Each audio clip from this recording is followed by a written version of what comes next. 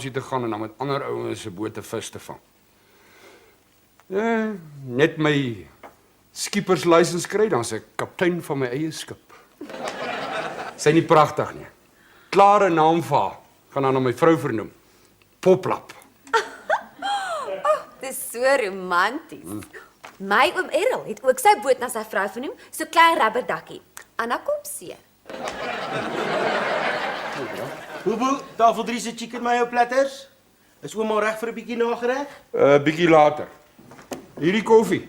Is dit nie veronderstel om 'n bottomless cup te wees nie? Ek kry dit. Decaf of caf? Half en half.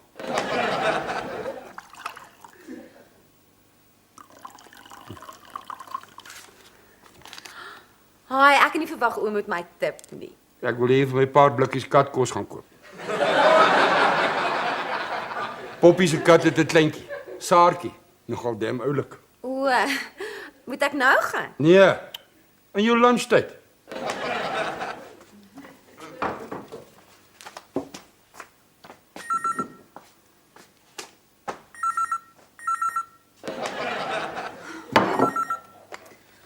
Thank you for calling the Fikhoek Paleis. How may I help you? Wat? Luister, as jy met Worsie praat, sê dan so ek luister na jou varkerige voorstelle nie. Worsie, telefoon. Hallo? Hallo Tabu. Is dit 'n privaat oproep? Hou net so 'n bietjie aan Tabu. Semi-privaat. Ja, en wat sê die nie? O.